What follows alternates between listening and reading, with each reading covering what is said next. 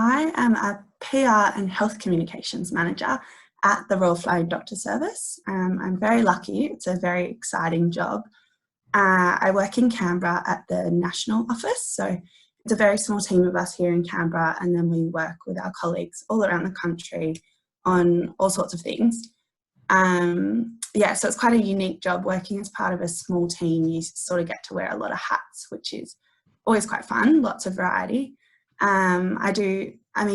All the work we do is focused on getting the best health outcomes for rural and remote Australians, whether that's getting the best care out to them or reducing inequalities, increasing services, improving efficiencies, all that sort of stuff. But I also do a lot of media and advocacy and health promotion. It really varies, but yeah, from social media to press releases to policy writing, all sorts of stuff. It's quite exciting. We also have a research team here in Canberra, so they sort of take that unique data that we have from our services out in rural and remote Australia, and then they analyse it and generate research papers, and then we advocate those findings and also implement new programs to try and improve those things. So yeah, it's quite amazing because we get to see the full circle. So we see the inequalities out in rural and remote Australia. We put the data together and promote that to the media and the government. And then we try and get the funding to put in new programs and see the improvement there. So yeah, it's pretty cool because we see the full circle. Terrific. You said you do media and PR sort of work, and as you mentioned, in a small team, often you wear lots of different hats. What other sorts of things have you been doing recently? In a small team, you sort of just get thrown into the deep end a little bit, or work on whatever's the most important at the time. For instance, at the moment, obviously with the coronavirus issues, the Royal Flying Doctor Service is sort of frontline for rural and remote Australia. So yeah, we've sort of thrown other tasks aside and are all working on the response to COVID-19 at the moment. So that's been really fascinating as well. There's just so many moving parts to consider to prepare our teams for what we expect to see, the surge that we expect to see, making sure our patients and staff are as safe as possible, and we've got all the resources that we need. So yeah, there's working with staff right across Australia, it's a lot of coordination as well. So that's a big part of my role too, sort of bringing everyone together and making sure we're all on the same page and we're not doubling up on any work as well, that we're really as efficient as possible. Right. So in the Royal Flying Doctor Service, obviously you work with doctors. What other practitioners do you work with? So many. I think everyone sort of knows that RFDS is that quintessential flying doctor, but we have a lot of nurses, primary health teams. We do a lot of allied health as well. More recently, dental and mental health is a really big part of our team. We have national dental and mental health programs. As a part of that research as well, we discovered how lacking in services rural and remote areas are, particularly with those sort of outcomes. So yeah, we send out dentists on planes, we send out mental health clinicians, they drive out, they fly out, all sorts of things. So yeah, there's a lot of team members and a lot of allied health on the side with those doctors. Great. And what are some of the more memorable experiences or stories that you've had or heard in your role? So many. I feel like Outback Australia always sort of produces some of those amazing, legendary stories. Our teams have to be so resourceful out in the field, working with what they've got and responding to extraordinary circumstances. Personally, definitely just even seeing the Australian landscape is just incredible. Some areas of Australia that are never on a tourist list, but they're just so beautiful, some amazing sunrises, sunsets, that sort of thing.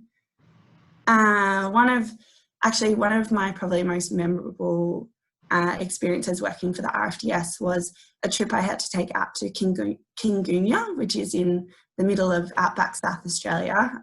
The town has a population of 13. So a proper outback town. To get there from Canberra, I think I flew Canberra, Melbourne, Adelaide, Whyalla, drove from Whyalla to Port Augusta, drove from Port Augusta out to Kingunya on the red dirt roads. So as a part of that, we had just done some research on cardiovascular health, cardiovascular disease, and I think it's pretty well known that when it comes to cardiac arrest, it's so timely, the response you have to it, particularly like every minute that goes past without a defibrillator really affects outcomes. So we started this project to try and get defibrillators out to key spots in outback communities. So we managed to get the support of a big corporate partner, and they helped fund us. We fund 80 defibrillators for outback South Australia. So we drove them out to Kingunya, and all the locals came and met at the Kingunya pub. So locals out that way means anyone within a 3-hour radius. So everyone drove in from the stations, and we made a whole day of it. So the dental team came out as well. So everyone in between was getting their dental checkups as well. All the kids do homeschool, so it was a really exciting day for them to come and meet up as well. They were all playing outside. And then in the pub, we were doing the training with the defibrillators, teaching everyone how to use them. And yeah, it's just such a special day, as well as the health outcomes that are obviously going to improve. It's so important socially as well for those outback communities. Yeah. And I think what really sticks in your mind is the gratitude and the individual stories. From that day particularly, I had one bloke tell me an amazing story. He was basically in tears. He was so excited to get a defibrillator on his property, because he told me an experience he'd had only like a year before, I would say. And one of his mates was out with him doing some fencing in the paddock and went into cardiac arrest. And he performed CPR on him for an hour and a half while someone else went back to the property, called the flying doctor. The flying doctor flew out and then drove out to them, and he was still performing CPR. And luckily there was a good result there. He said that when his mate woke up, he said, "Geez, my chest is a bit sore," realizing what he'd been through. But this man that was talking to me was just so grateful, and he was saying how different it would have been if there was a defibrillator at their property, which now there is. So yeah, just those real stories about how it can change people's lives. And I think outback people are just so appreciative and trusting as well. They want to tell you their story, and they want to thank you. And yeah, they're really appreciative of anyone that wants to be out in their town and their community. So yeah, it's definitely sticks in your mind, that's for sure. Yeah, so you'd come across a lot of people in your role who are based in those different rural and remote communities. From the conversations you've had with those people, the health practitioners, allied health doctors, nurses, etc., what sort of things do they tell you? What sort of reasons do they give you for working in those places? There's a lot. Definitely there's perks of living rural and remote, and in those, I think the communities are just so tight-knit. Even when you come in fresh to work there, they really welcome you with open arms. And if you go in with a sort of open mind and are keen to get involved, join the sporting teams, go to the trivia nights, those sort of things, you just get welcomed in and be part of the gang pretty quickly. Career-wise, definitely there's a lot of perks as well, particularly for sort of the younger professionals that I've met, like grad years and that sort of thing. The exposure they get early on is next to nothing sort of in those communities, because you just get thrown into the deep end a little bit, but you get so much more responsibility than you would in other areas. And the variety of work is amazing, because you're that first responder to anything. It's not you're in a big hospital and these people come into you. It's anything and everything. You figure out how to deal with it. You do get great support. I think that's something that people think they'll miss when they go out to these places, but particularly now with telehealth as well, like there's great systems that if something comes in and you're not sure what to do, you can get a specialist on the video call straight away. Like they're always there, or you get a doctor back at the main town on the line, and they can talk you through it while you're preparing the patient for transport and that sort of thing. And there's also a lot of training options, and they're more one-on-one and personable rather than in a big room of people. So yeah, there's definitely the perks both career-wise and socially as well, I think. Just such great experience, life experience, and develop resilience. And I think, yeah, it's a big learning curve for sure. Certainly, and along with all those perks, there will be some challenges.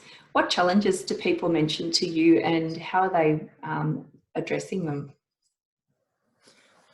Yeah, for sure. I think distance and isolation is always going to be a challenge.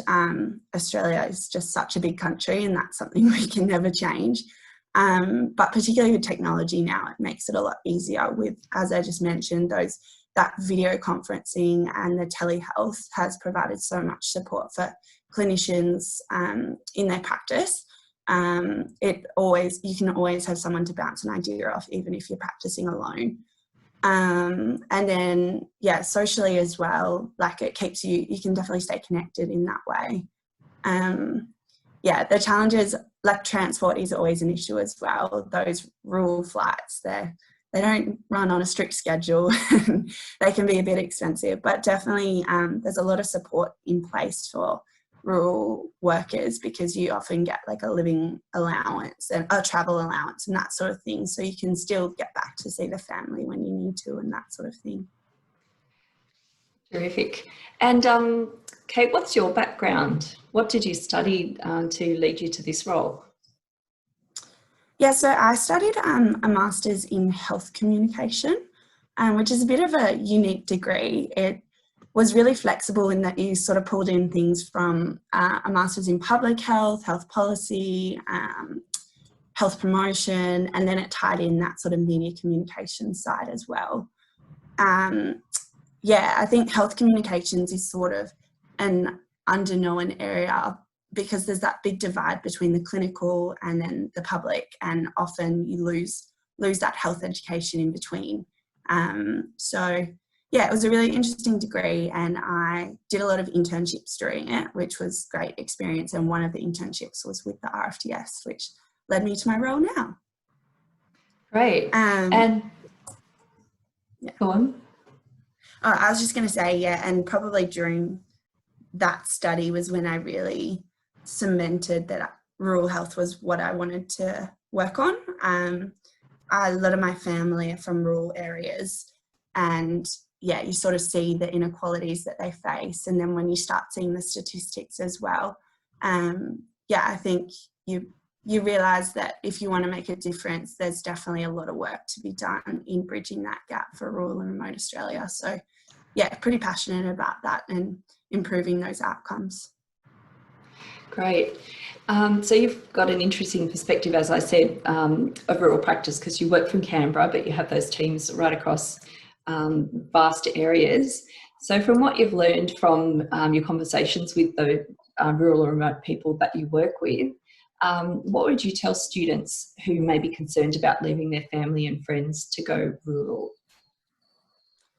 Oh, well, I'm such an advocate. I would say go and do it, definitely. Don't hold back, jump in. Just such amazing life experience. The people you meet are incredible. It's such an adventure as well. It's not on your weekends, you're going out camping and exploring and seeing places other people will never see. You just get so much exposure, and like, why not while you're young and jump in, give it a real crack. Yeah, I think it really progresses your career, puts it on fast forward a little bit, and yeah, it's just amazing experience that not everyone gets. So if the opportunity arises, I would definitely jump in. Great. And you've mentioned already that career-wise in rural and remote areas, you tend to get thrown in and have a lot more responsibility and be that frontline person and fast track your career. Are there any other differences between career progression and experience that you can think of between working in rural and remote versus metropolitan hospital, for example?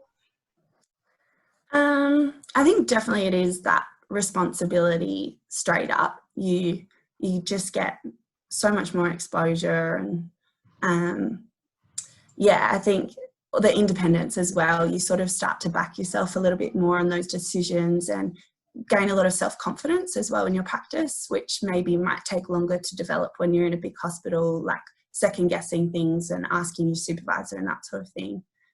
I think it's also like, this might be a generalization, but maybe a bit more rewarding, because you get to know those families that you're working with, and it's not just you see the whole family, every generation of them, and you get that continuity of care, and they're just so grateful. It's not just they walk in and walk out and you never see them again. You see them down the road and they say, oh, thanks for that, I'm feeling better.